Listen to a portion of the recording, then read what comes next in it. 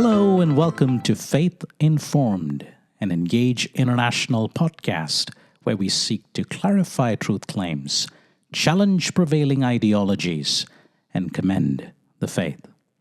Today, we will look at some troubling passages in the Old Testament that seem to endorse polygamy and command genocide. Does the Old Testament condone slavery? How could a truly holy and loving God command the slaughter of an entire people? Is the God of the Old Testament a misogynistic, vindictive bully? Well, I'm delighted to have Dr. Paul Copan on our podcast today to answer these questions and help us make sense of these troubling passages we find in the Old Testament. Paul is a theologian and an analytic philosopher who has written or edited over 40 books. He served as the president of the Evangelical Philosophical Society for over 6 years and is now a professor at Palm Beach Atlantic University and holds the endowed Bledger Family Chair of Philosophy and Ethics. So, Paul, it's great to have you on the podcast today. Thank you very much, Sam. A pleasure to be with you. There is so much we could talk about today that I know our listeners would find fascinating. For sake of time, though, we will not be able to get into it all. I've personally found your books very helpful and have recommended them to people time and again. So let me say right now to our listeners, you will want to get your hands on Paul's books. They are very interesting to read, but not just interesting. You will find yourself going back to them, referencing them when you come across difficult passages in the Old Testament. So, Paul, the 3 books you have written so far are almost like a trilogy. First is God, a Moral Monster. I think it came out in 2011. And then Genocide. And then is God, a Vindictive Bully. What got you interested in this particular topic, and what led you to write this latest book, Is God a Vindictive Bully? Well, the beginnings of this took place with an article that I had written for the Evangelical Philosophical Society's journal, Philosophia Christi, and it was called, Is Yahweh a Moral Monster?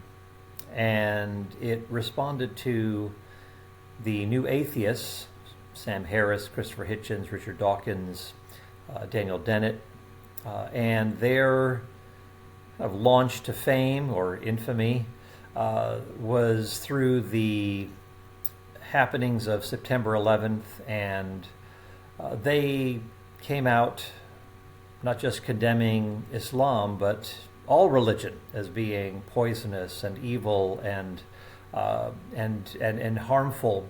So I noticed that they wrote a lot about the God of the Old Testament, which Richard Dawkins says the God of the Old Testament is the most unpleasant character in all fiction.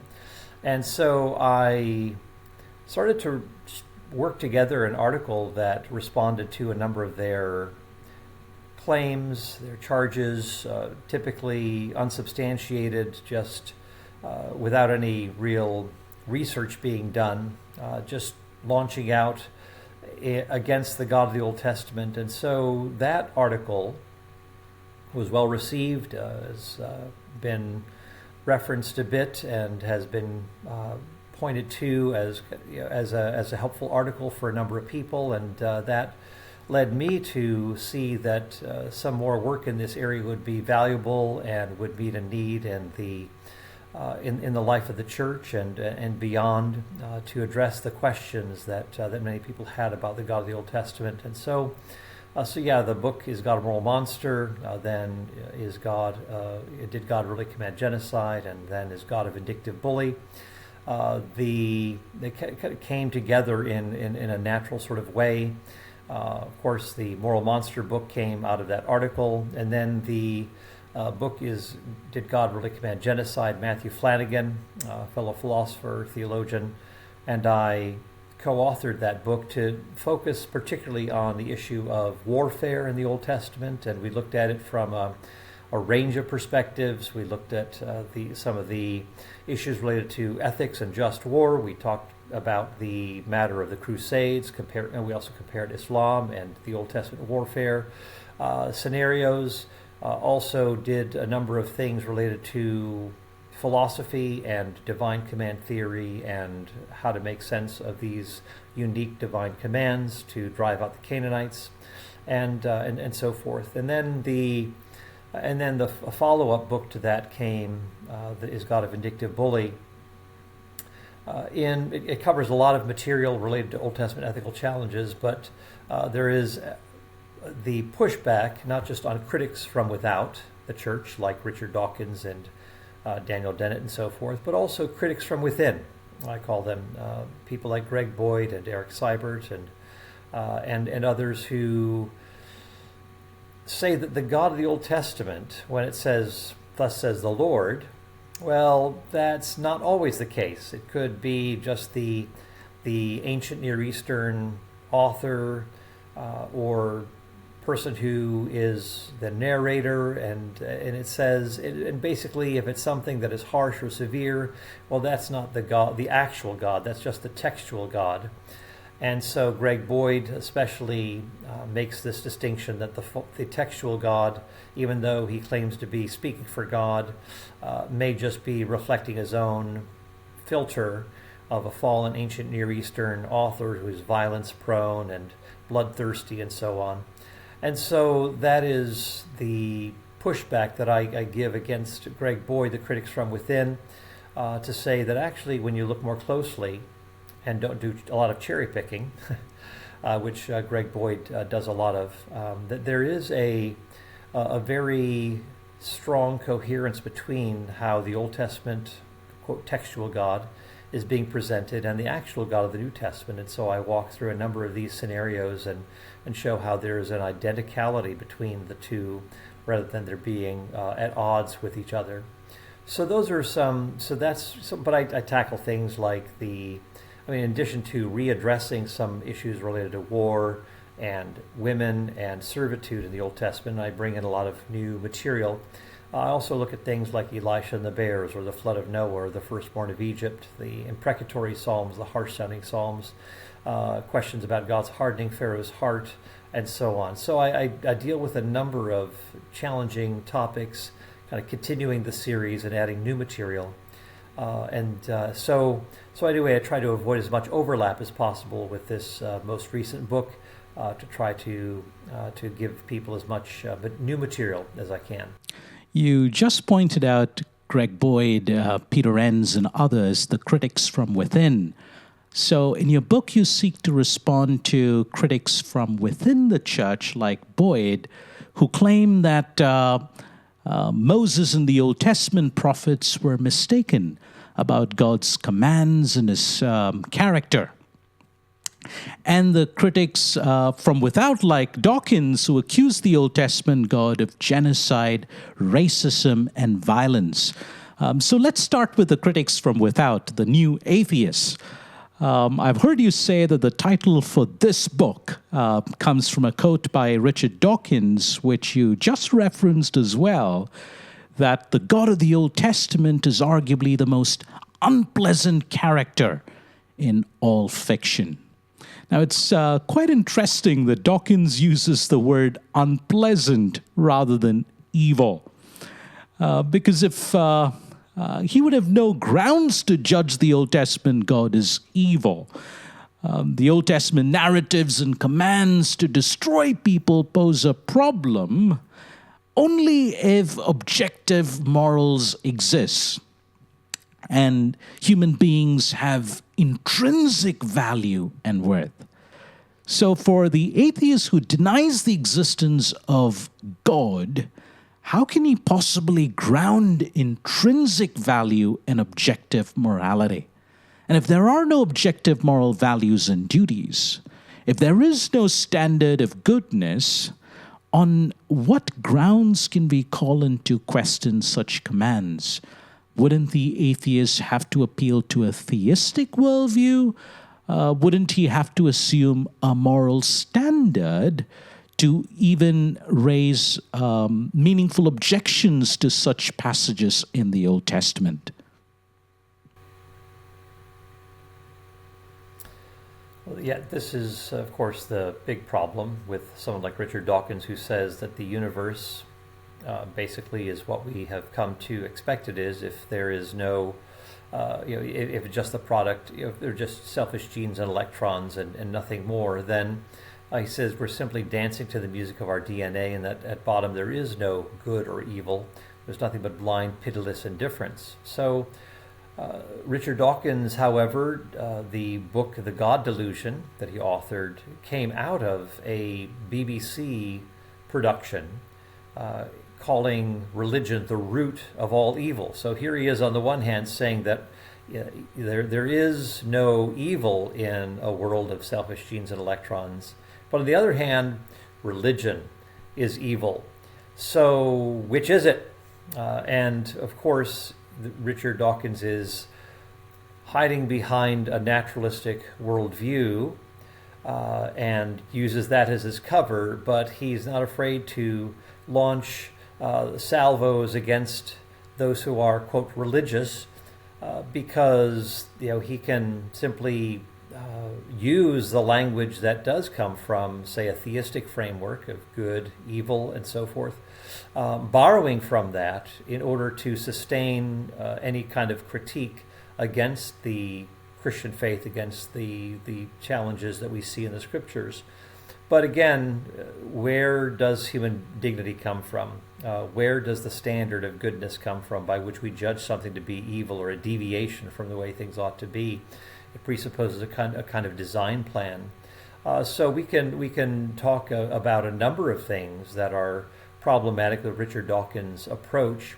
That he cannot remain consistent within his own worldview, so he's got to invoke something that is alien to his worldview, but in a worldview that many people understand, many people take for granted, a worldview that has shaped Western civilization, including Richard Dawkins. In fact, he even says that he could call himself a secular Christian. He loves a lot of the things that have come out of Christianity, the Anglican tradition, and so forth. So he's very nostalgic about a lot of these things. And he also admits that, again, this is kind of a later confession, that in the absence of something like Christianity, a viewpoint like Islam could prove catastrophic, and that the Christian faith could actually stand as a bulwark against it.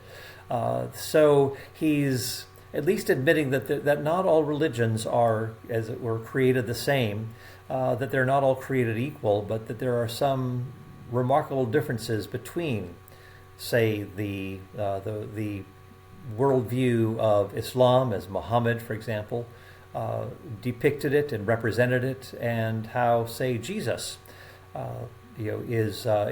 understands reality, how he comes and makes authoritative claims and so forth, and just a contrast between Muhammad's treatment of women and Jesus' treatment of women. It's a worldview apart.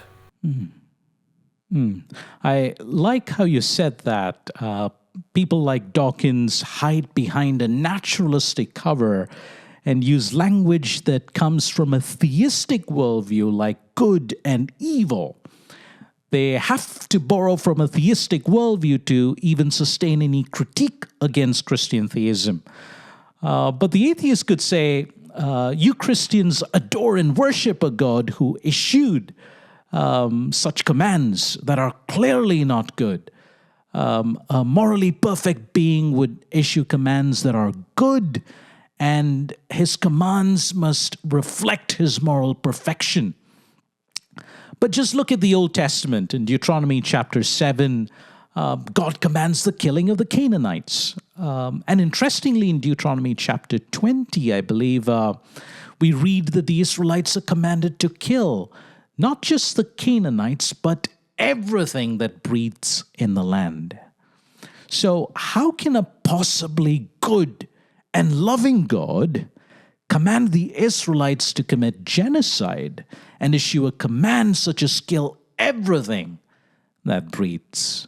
Well, there are a few different layers here to pull back and note. And of course, one of them is this indeed what God commanded? And one of the things that I mentioned in my writings is that this is understood as a kind of ancient Near Eastern trash talk, where you have a language of hyperbole, exaggeration, total destruction, whereas in fact that didn't take place. And this is a common occurrence in the various war texts of ancient Near Eastern kings and so forth, where it looks like they've totally obliterated the enemy, but from historical the historical facts are quite different than that depiction, where they may have eked out a victory, but basically done themselves harm by pushing too hard and losing people and eventually losing territory to their opponents, who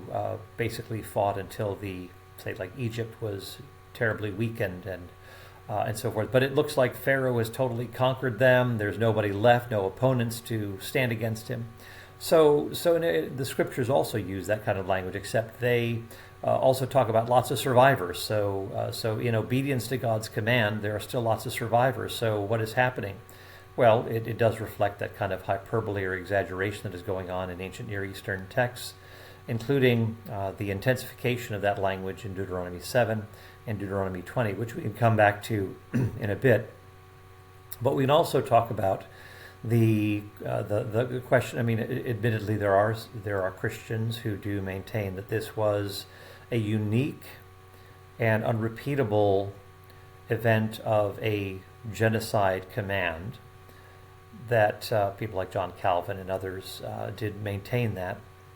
Now, they would say this is not normative. This is not what is how God typically commands people, how things are to operate in the world.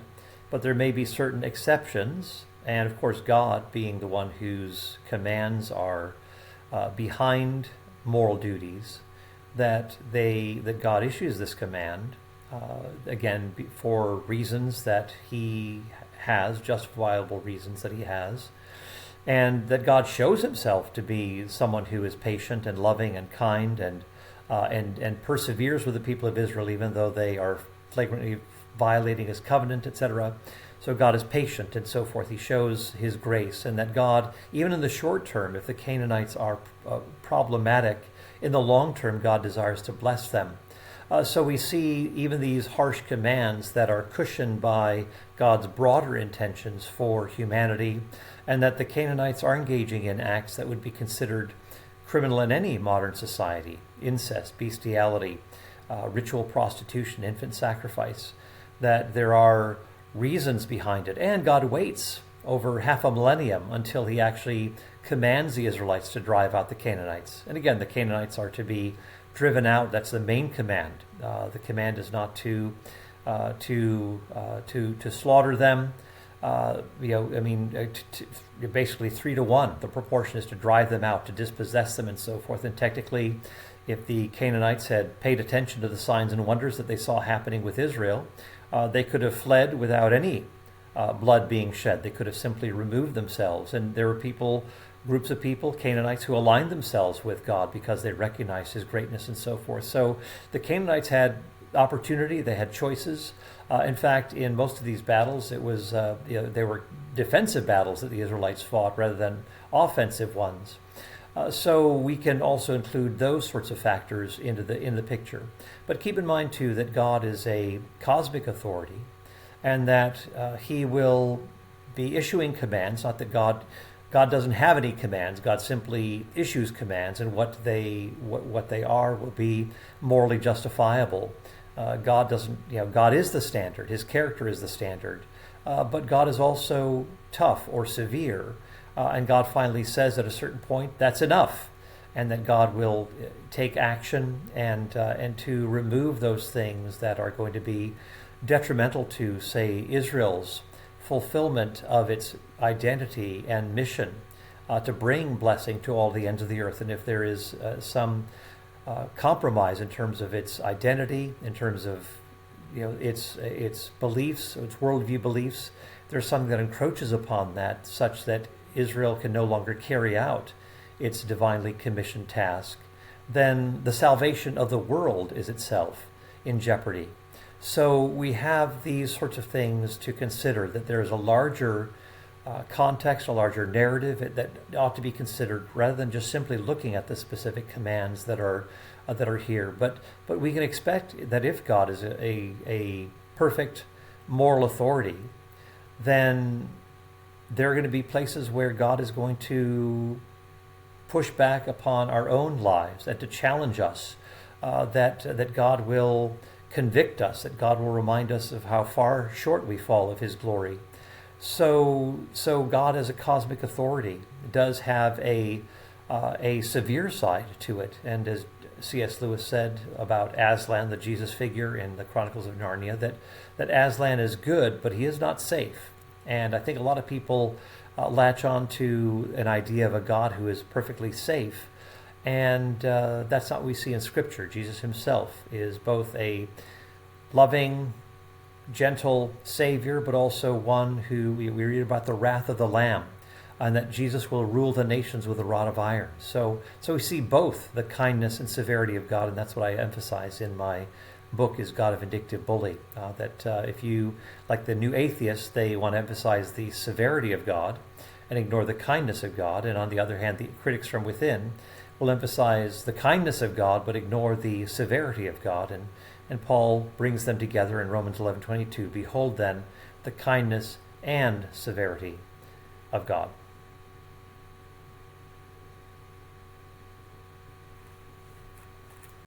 That's very helpful, Paul. So what we see here is exaggeration, hyperbolic language that is commonly used in the ancient Near East. And we see the use of exaggeration in modern day language as well, right? Like trash talk in competitive sports. We crush them. Or even in everyday life, we say things like, my parents are going to kill me when they find out. And as you rightly pointed out, God commanding the Israelites to destroy the Canaanites must be read as punitive. God was judging the Canaanites for their sins, the evil they had committed. So divine justice was being carried out through the Israelites. And as fallen creatures living in a fallen world, we often do not recognize the depths of our own depravity, the horror of sin, and the holiness of God. Often when I'm asked questions on why a perfectly good God would allow pain and suffering, or why God would command some act that seems immoral, I try to show people the fallacy in their own thinking, that we think sometimes that God is obligated to reveal the reasons for why He allows or commands something. But God is not morally obligated to do so, right? And just because we can't pinpoint or discern any good reason, it doesn't entail that there are no good reasons. The truth is, we're not in a good epistemic position to make these kinds of judgments. We are temporal, finite beings who can't possibly know all that God knows as a transcendent, infinite, eternal being. Now, another problem many have as they read through the Old Testament is with regard to severe punishments we read of in the Old Testament. Like, I think it was Sam Harris who said, if the Bible is true, then we would be stoning people for all kinds of things. Adultery, heresy, homosexuality, idolatry, murder, and even cursing one's own parents. We have several divine commands in the Old Testament, and I think we have about 16 divine commandments in the Old Testament that call for the death penalty. It's a principle of jurisprudence that the punishment must fit the crime, right? So are all these actions or behaviors equally sinful that they warrant the death penalty? Is cursing one's parents just as wrong or detestable and evil as murder.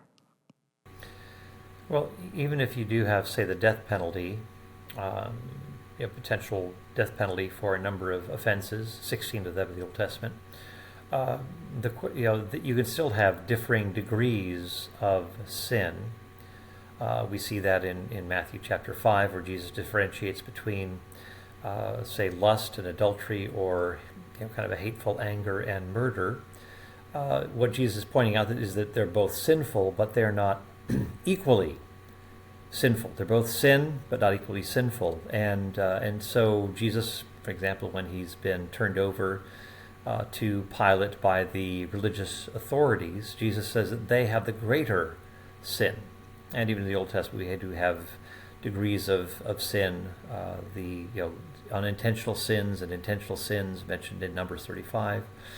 But on the other hand, in that same passage, we do have mention that if someone commits murder, then that person should be capitally punished. But for other offenses, the other 15, adultery and so forth, that these could potentially be commuted to monetary payment or to some other kind of resolution that is to take place. So I go into the issue of punishments in the Old Testament, and as they were understood in the ancient Near East, they have with them very severe sounding penalties, stoning, burning, and so forth. But in like the Code of Hammurabi and elsewhere, you have these very strong penalties or stiff penalties, but if they were taken literally, it's hard to see how this would actually work. For example, if you're a builder and the Code of Hammurabi says that if your building collapses, well, then your children should be punished. Or if you're a surgeon and you botch the surgery, well, you should be put to death. Well, who's going to go into the medical profession if these extreme penalties are going to be applied to them? No one would venture into that area. So biblical scholars, ancient Near Eastern scholars, have recognized that no, there's something more going on here, that these are basically saying, don't cut corners if you are a medical professional, or if you are a builder. Be careful, stay away from that sort of practice, be a person of integrity, do your work well, etc. That's the kind of thing that is being discussed here. And I give a lot of examples, but I focus on the matter of adultery. That adultery, though technically possibly one could be put to death according to the penalties, these were typically resolved outside of court. They weren't even taken to court. It was just something like Proverbs tells us, if someone commits adultery, well, shame rests on that person. That person will never be able to wipe away this stigma. And that this is the sort of thing that is going to be resolved between two parties in conflict. But it's not as though, take that person to the gate and stone him to death. You just don't have. You got plenty of adultery in the Old Testament, but you don't have these penalties being carried out. And so there are two kind of paradigm cases that I do mention, and that where there is the death penalty for blasphemy as well as for Sabbath breaking. But these are seen as two paradigm cases to kind of instill a sense of soberness, of fear, of caution to this fledgling nation of Israel, kind of like Ananias and Sapphira in the New Testament, where God doesn't strike everyone down who lies, but this is something that sends reverberations throughout the early community after they are struck down for lying to the Holy Spirit. And so it's that type of a thing that is an issue here.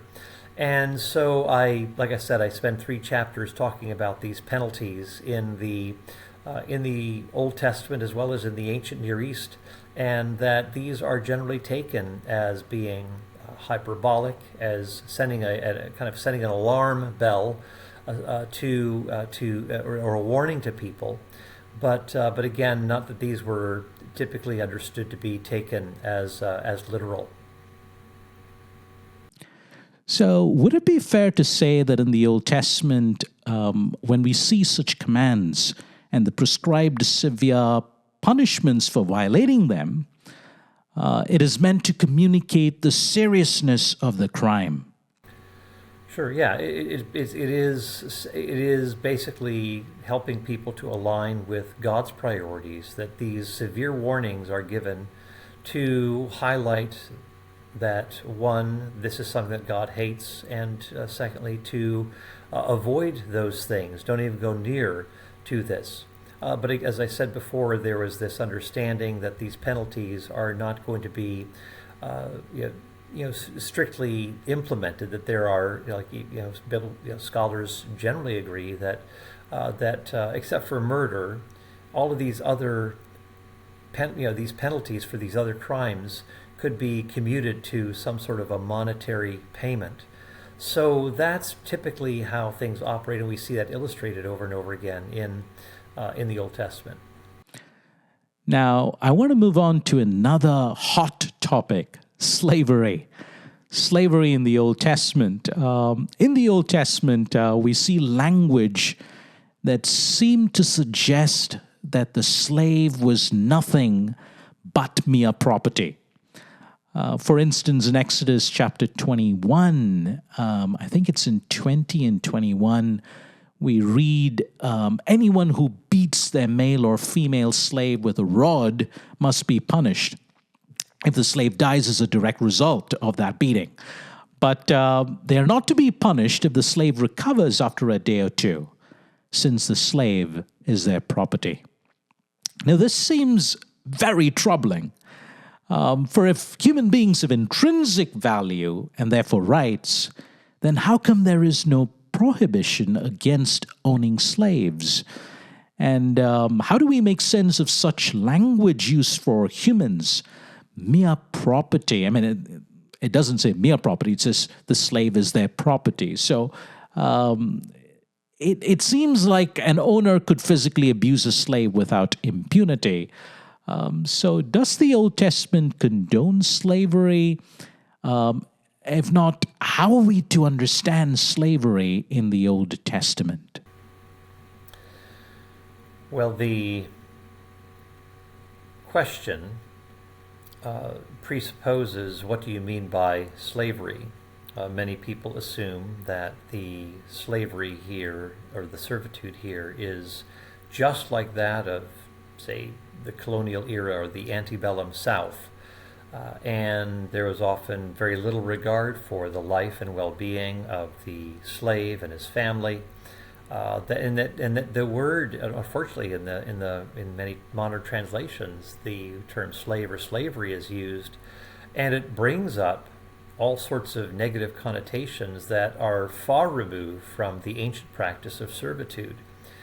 For one thing, what we have in Exodus 21 and elsewhere is indentured servitude, where you have a person who goes into debt, has to pay off that debt, and he, for a certain amount of time, 6 years, he is to be serving someone and paying off his debt that way, kind of like when people came over to the New World and they paid their passage by working off their debt, and then operated in the as any normal citizen would, going about to and fro in society once that debt was paid off, without any further issue about freedom and mobility and so forth.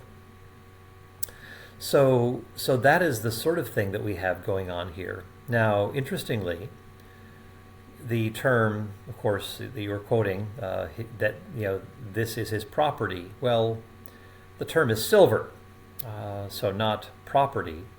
And it's interesting that if the servant is property, why is it that if the employer slash master, however that's to be understood, it's a more benign term, someone who is basically owed something and is basically the debt is being worked off, if he strikes his servant so that he dies, he will be avenged.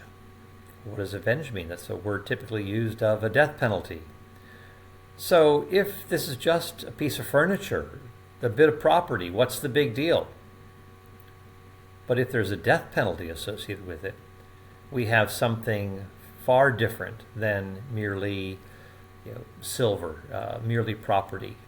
This is a human being whose life has been taken. Yes, he may be in a contract with someone, but that doesn't give another person the right to take his life.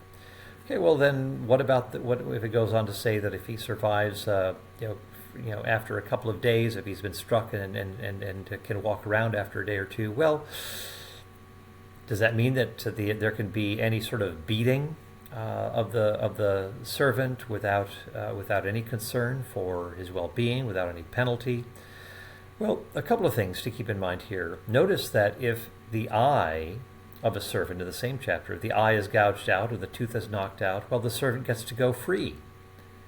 So here is an injury. Obviously, the person is able to get around even though there's been some permanent injury caused. Then this person is to be let go without any sort of debt remaining. And there's a penalty. The life of the servant is valuable. You can't just do damage to him and with impunity. So we see that this is, I'd say, read that chapter a little bit more, and you'll start to see things a bit more clearly. Well, what about this thing? That what is when it says that is his silver? Well, this is actually in the context of accidental injury. And in the preceding verses, it talks about paying medical fees for someone who has been injured. And so there is a medical fee that is in view here to care for the person who has been injured. And in the same way, if you've struck someone who has been injured and you pay the medical fee, and there's a very good warrant for interpreting it as this, Harry Hoffner from the University of Chicago, the late Hittitologist, said that he, not he is his silver, but that is his silver. That is the fee to pay for rehabilitation of someone who has been injured, and in this case, the one who has been struck. That if that person shows that he is going to care for that servant, and rather that this will affect the judge's ruling against him, so that he's showing care for the person who's been injured rather than treating him as a piece of furniture. And of course, we already know that the servant has dignity and worth, and that if he is struck and immediately dies, then there's the death penalty in view here. We also, I can go into a lot more detail here, but there's this is a common argument that is used by the skeptic. You can beat him within to an inch of his life, and therefore there's no penalty. Well, no, there is a severe penalty. For example, if he kills him. And secondly, we already know that injury doesn't go unaccounted for. It's in the context of these medical fees that this ruling is being rendered, and we have parallels in other cases, like with the Hittites. They had a parallel law that also illustrates this. So again, this is an unwarranted kind of critique, and it doesn't show a lot of charity. You want to read the text of even the person you're critiquing charitably, rather than in this kind of crude sort of fashion, not looking at the context, not looking at other passages that would shed light on what is going on here. So those are just a few things that I would say, but beyond that, take a look at the book, Is God a Moral Monster? Is God a Vindictive Bully? I think part of the problem is our understanding of slavery is largely shaped by the last several hundred years. Unlike slavery in the South, where people were forced into slavery, in the Old Testament, people were not forced into slavery. They voluntarily chose to sell themselves for economic reasons, and it wasn't based on race or ethnicity. And I think... and we also have transactional language, too, in today's terminology, where people who are on sports teams, they're sold, they're bought, you have team owners, they're traded. We don't deny the dignity of these players who are traded, but that's just the transactional language that is being utilized there. And you have a lot of transactional language when it comes to hiring servants to work for you and so forth. So it does have that kind of language. But like you said, there is this, as someone who is a servant is in a dynamic dependency relationship with someone else. And in the book of Exodus, the Israelites are in servitude in Egypt, which is a harsh and oppressive one. But God tells Moses to tell Pharaoh, let my people go that they may, what? Serve me in the wilderness. They're moving from one servitude to another. One is bondage, the other is liberation. As you rightly point out in your book, it is really important that we read Scripture through the lens of the creation narrative we find in Genesis 1 and Genesis 2, and how the fall corrupted everything. Humanity, its structures, cultures, etc. And God, rather than withdrawing himself, he chooses to get his hands dirty. He works in our mess. So I really like what you wrote in your book, and I quote, Israelite laws reflect God's accommodation to human sin and hard-heartedness. That means many of these laws don't reflect God's moral ideal. They are often concessions to human failure. They give us the moral floor rather than an ethical ceiling, often expressing what God tolerates, not what he delights in. The law of Moses helped regulate and put restraint on certain flawed conditions and institutions to keep them from getting out of control. After all, laws present the behavioral floor rather than the lofty moral ceiling. Laws express the limits of tolerance rather than the ideal. Now, I want to look at another issue that many critics bring up. It's regarding the treatment of women in the Old Testament. In Deuteronomy chapter 22 and 22 verse 28, I think, we have a very troubling passage where it says that if a man rapes a virgin who is not pledged to be married, he shall pay her father 50 shekels of silver, and he must marry her, for he has violated her. It seems like rather than punishing the man who committed such a heinous crime, the man is rewarded. He gets to marry her, and her fate seems to be decided by the father and her rapist. She seems to have no say in this matter. She has no rights. Why is it that she would have to marry her rapist? And why is the father compensated for an act of violence committed against the daughter? Well, this is echoing a similar scenario in Exodus 22. So you got Exodus 22, Deuteronomy 22. And in the case where there is this, it's a seducer. Someone seduces a virgin, not raping, and the father has to agree to it. The father has to find. Of course, the father is the one who is the legal representative in society for the family, kind of the buffer between the family and society. So it's not as though the father is hard-hearted and therefore is going to impose something upon his daughter that is going to be utterly abhorrent and that his daughter will find repulsive and so forth. No, he's going to be looking out for her interests. In fact, the man who has seduced her has basically rendered her, generally speaking, incapable of finding a husband.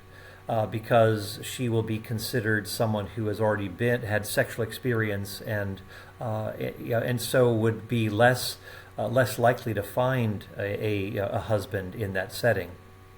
Now, in Deuteronomy 22, which brings some clarity to the issue here, we're dealing with, of course, if there's adultery, then there is the mention of the death penalty, man and woman alike, that there is that they're both held responsible. And as I said before, that this is typically dealt with in another way rather than the death penalty. But then there is a rapist who violates a woman, and then there is the mention of the death penalty for that person, where he is the one who violates her. In the third scenario, there's a weaker verb that is being used when he takes a girl. And it also says not that he is caught, which is what happens in the previous scenario, but they are caught. So it sounds similar to the Exodus 22 scenario, where there is a seducer rather than someone who engages in something like a back alley rape or something like that. In this case, in the third scenario, you have something that is probably comparable to, again, a seduction, that there is, what we might call statutory rape, where it might be someone who is of age and he seduces a minor. In this case, so there is consent here. It says if they are discovered, not if he is discovered, but if they are discovered, then there will be this opportunity if the father and no doubt the daughter would see that this scenario could work, where again her dignity is not violated, where she perhaps likes the guy who seduced her. Then there could be an arrangement where they are married. Otherwise, there would be this penalty, which is double the bride price. In other words, the bride price is basically the security that the woman has when there is a marriage. It's a marriage gift, and so if something should happen to her husband, then she has this security deposit, as it were, that she can draw upon in the event of say, her husband's death or something like that. So that's more the scenario that we're talking about here. So I think a little bit of digging beneath the surface, a little bit of exploring what is going on here can be a very valuable undertaking, and I think brings moral clarity to the issue. So is it fair to say that she is in some sense responsible? She bears guilt. This is a consensual relationship because she is responding to the man who seduces her, and in that sense, a willing participant. Is that fair to say? Sure. There is. I mean, there is I think the greater burden, perhaps someone who takes advantage of a woman. That there is this suggestion that this person is perhaps using age or perhaps status to seduce and violates her. Now, yes, there is some consent here, no question about it. And I mentioned this in the Vindictive Bully book, that there is a lesser moral stigma associated with, say, premarital sex than there is with, say, with adultery, and this includes engagement. So, like Mary and Joseph were engaged, and so there's Joseph had assumed that there had been adultery and so forth, and so he basically chose to divorce her quietly rather than humiliating her. But this is so there is a difference between someone who's pledged or is married to another person and premarital sexual relations, which have a lesser stigma / penalty associated with that act. So that's a little bit of clarification there. In the brief time that we have left, I'd like to very quickly look at the critics from within the church, like Greg Boyd. They call us to read the Old Testament in light of the New Testament through a cruciform lens. So we have these passages in the New Testament, for instance, in Matthew chapter 5, the famous Sermon on the Mount. Repeatedly, Jesus says here, "You have heard it said, but I say to you." And these critics take these verses to be Jesus' repudiation of Moses. They say Jesus is correcting the Old Testament prophets and particularly Moses here. Is that right? What would you say to those who make this argument? Well, a few things here. It goes back to the creation of two, as it were, gods. Not that Greg Boyd is espousing Marcionism, which did maintain that there were two deities, one the nasty one in the Old Testament and the kind one in the New Testament. But it does seem that Greg Boyd is creating this kind of a chasm where, an unsustainable one too, by not only talking about the textual God and the actual God, a difference that really is not supported by the biblical evidence. And I actually look at various charges that Greg Boyd makes where he says, oh, this is the textual God, that's the actual God. And I show that Greg has just mishandled the scriptures. He has not, he ignores a lot of texts. He just doesn't quote, time and time again, doesn't quote relevant texts that would really undermine his case. So he is ignoring certain portions of the Old Testament as well as New that would undermine his case. And secondly, in appealing to Moses and in saying that Moses said this, Jesus is saying that, the issue is not that Jesus is repudiating the law of Moses. He is not. In fact, Jesus is quoting the law of Moses in the previous chapter. In Matthew 4, he's saying, it is written, it is written, it is written. And now he is saying, you have heard it said, you have heard it said. And what he is doing is he is responding to a misuse of the law of Moses when it comes to making these ridiculous vows or oaths. God himself makes vows and oaths. Yet Greg Boyd says, no, that's bad. That was Old Testamentish, and that was part of the textual God stuff. No, the New Testament is full of oaths and vows and so forth. Paul says, God is my witness, so I'm not lying. God himself swears by his own self because there's nothing greater by which he can swear, and so on. So so Greg Boyd will point to these things, even when it comes to an eye for an eye and a tooth for a tooth. Jesus isn't repudiating that. That's basically a principle of proportionality. God is going to render to everyone according to what he has done. Eye for an eye, tooth for a tooth. But what Jesus is challenging is the use of a judicial principle of proportionality as an excuse for vengeance. And so over and over again, Greg Boyd misreads what the Sermon on the Mount is actually talking about in chapter 5. And Jesus is simply referring to a misuse of the Old Testament, and is basically trying to get us to see that his own contemporaries were abusing the law of Moses for their own purposes and not in the spirit in which it was intended, that God gave it, and so forth. So when it comes to this kind of a textual God versus actual God, and Greg Boyd says I'm trying to follow cruciformity here, the idea that we ought to look especially and specifically, he highlights this, not simply at the career and teaching of Jesus, but especially at the cross, where Jesus says, Father, forgive them, they don't know what they're doing. This kind of enemy love is what reflects the character of God. And I would say, sure, of course, enemy love reflects the deep, profound love of God, the grace of God that he shows to us as sinners.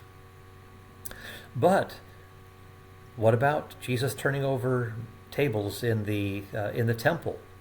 Does that sound like loving your enemies, Greg Boyd? Greg Boyd says, well, no animals were hurt in the production of this story.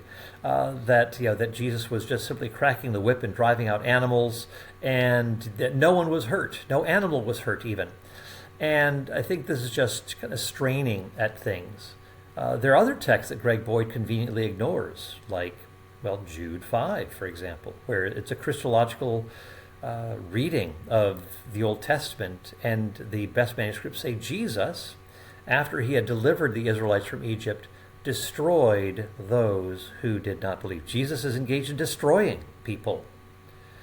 Jesus himself in Revelation chapter 2, in red letters, is saying about the false prophetess Jezebel that he's going to cast her on a bed of sickness and that he's going to strike dead her followers.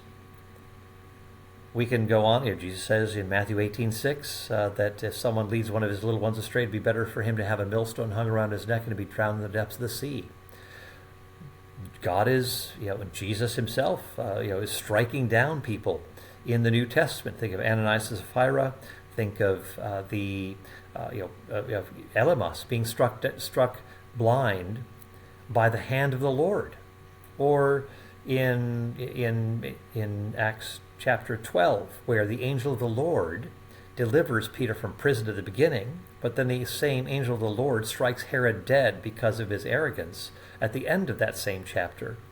So again, there are a lot of misrepresentations going on. So as you talk about cruciformity, I mean, yes, God's self-giving love seen in the cross, yes, it portrays the character of God, but God is also God is just, God is both light and God is love, as we see in 1 John, that God is gracious and compassionate, slow to anger, and abounding in loving kindness and faithfulness, but he will not leave the guilty unpunished. And so these are the sorts of things that Greg Boyd is, there is the kindness of God, there's the severity of God, and Greg Boyd focuses on the kindness, but diminishes the severity of God, the severity of Jesus in the New Testament. And what I'm trying to do is, even if it's not as tidy a picture as what Greg Boyd is trying to capture, I think my understanding is addressing a certain tension that is there, that Greg Boyd would just want it to be, oh, that's just the textual God. This is the actual God. Well, no, the textual God that he so portrayed by Greg Boyd, no, actually there's overlap, in fact, identity with the actual God. So as much as Greg Boyd wants to get away from severe punishments, as much as he wants to get away from the question of the severity of God, we see it front and center, both in the Old and the New Testaments. So, again, lots more could be said here, but I think that as we read the Scriptures, as we read Jesus and other New Testament authorities, they are not simply, while obviously the cross is important, it's critical, it doesn't take the full picture of what is going on in the New Testament. Greg Boyd is not looking at the fuller picture, the fuller hermeneutic of how do we look at the Old Testament. You don't see that kind of repudiation that Greg Boyd says is there. You see actually you see a very close association with the God of the Old Testament, that Jesus has come to reveal this God. And so I'm trying to present these things in a way that shows that, yes, God is kind, God is loving, but don't ignore the severity of God either, because you're going to have a misshapen understanding of the character of God if you do so. And wasn't it the Apostle Paul who said something like the kindness, the mercy of God leads us to repentance?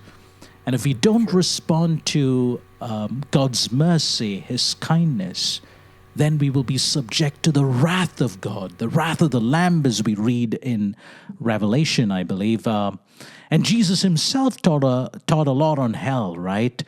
So what do these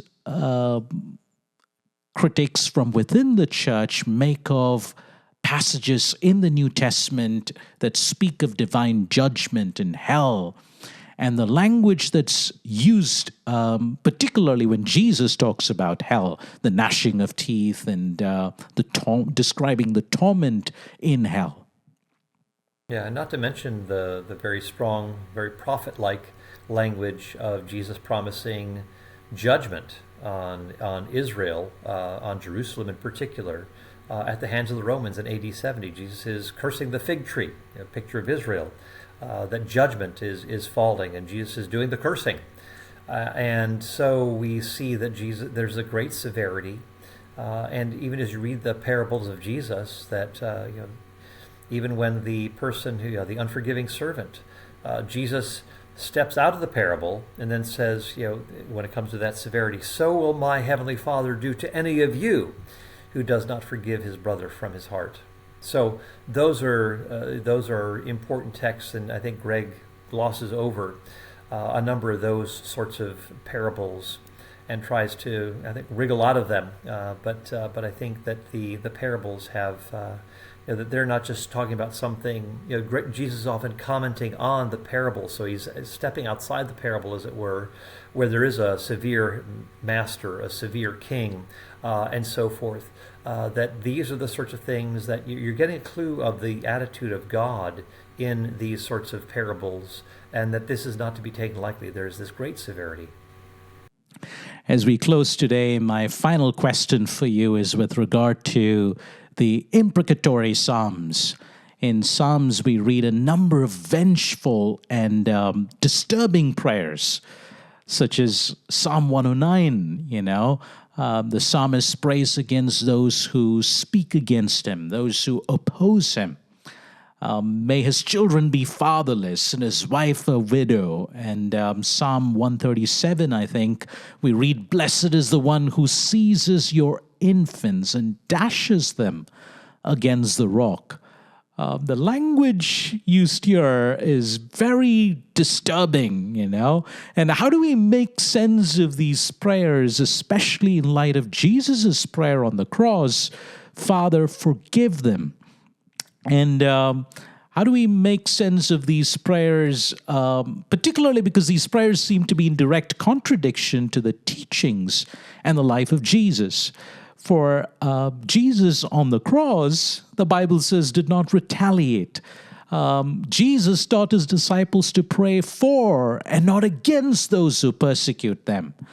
So are these prayers in the Psalms an expression of man's sinful desire for vengeance? If not, are we allowed to pray such prayers today? Well, I have already cited a few instances where Jesus engages in very severe activity. The driving out of the money changers from the temple, Jesus destroying Israelites who did not believe, Jude 5, Jesus threatening to strike dead the followers of Jezebel, Revelation 2, and there's a lot more that I could add here. Furthermore, these imprecatory psalms, and I spent a lot of time on Psalm 137. Who are these little ones? The daughter of Babylon. These are the tyrants. This is not just some mother in Babylon who's losing her child. This is the ruling house of Babylon, the tyrants like Nebuchadnezzar and others who are producing an ongoing lineage of oppression through the royal line. And so it's to be understood that this daughter of Babylon is an oppressor. And we see that in the book of Revelation. That same language is carried over. This is the oppressor, the daughter of Babylon, who has been basically using people, oppressing people, and so forth. That is what we see going on here. And who are the little ones? Well, again, it's the ongoing line of oppressors, or perhaps these soldiers who are carrying out the deeds of this of the king who is engaged in oppression and so forth. So those are the types of things that need to be teased out here. But I give a lot more detail in my book, but let me just try to offer a few scenarios here. You mentioned Psalm 109. This is being quoted in the New Testament. A lot of people don't realize that these imprecatory psalms were quoted in the New Testament. Two of them are quoted in Acts chapter 1. After Judas' death, they're seeking a replacement. So, let his place be made desolate. Let another take his office. If there are oppressors, N.T. Wright said that there are some people who are so wicked that we must pray judgment upon them. I think of Putin, just in Ukraine last week, and was speaking there. And of course, the Ukrainians are under severe threat, and their land has been taken. It's been invaded by a tyrant, and someone who is not, and he's been at this for decades.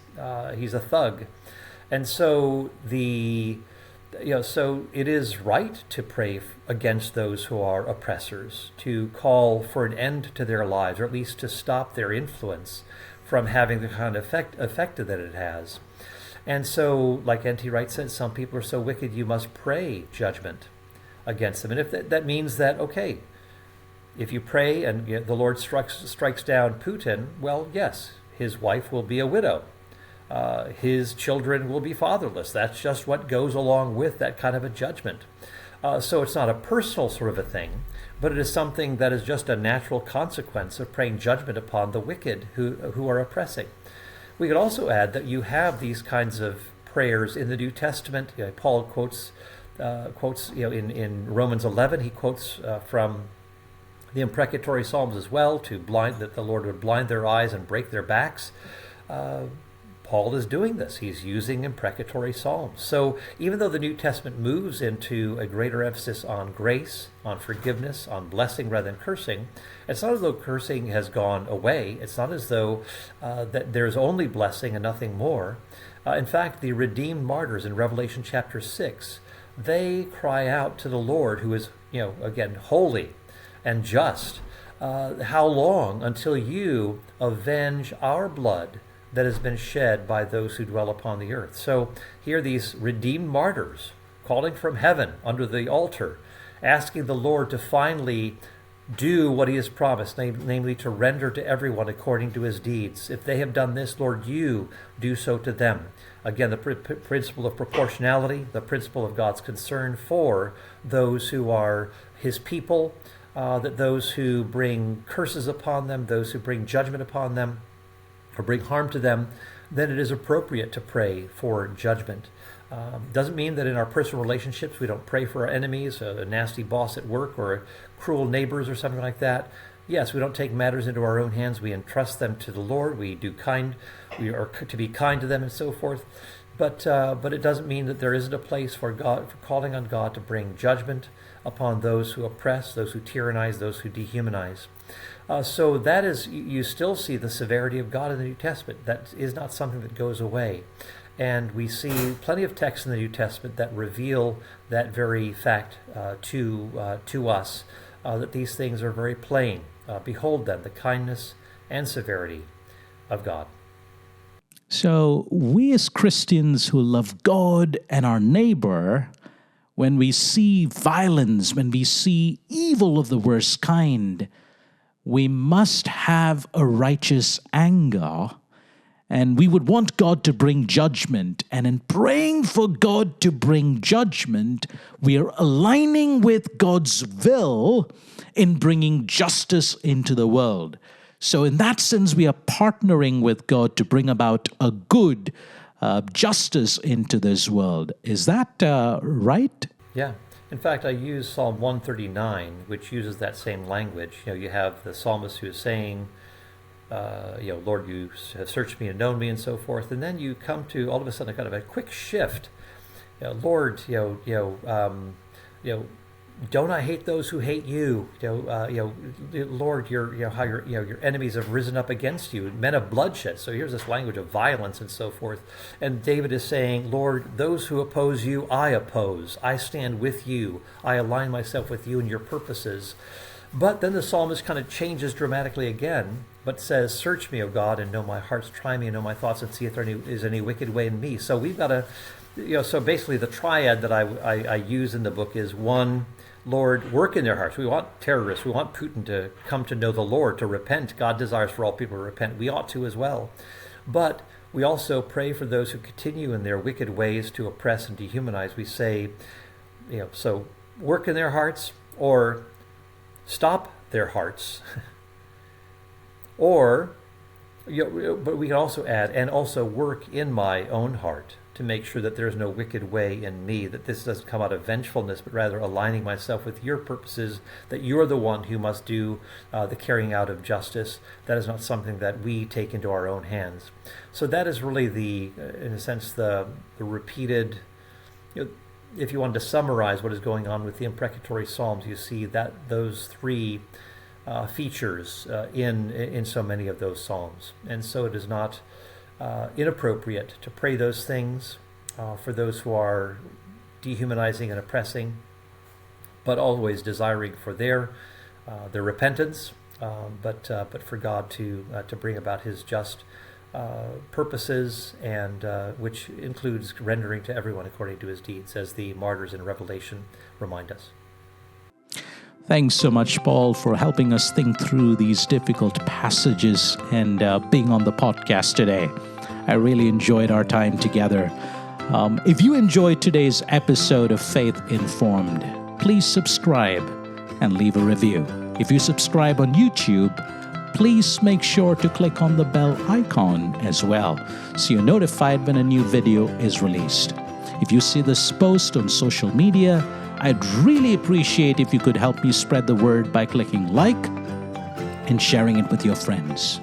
Thanks so much for watching.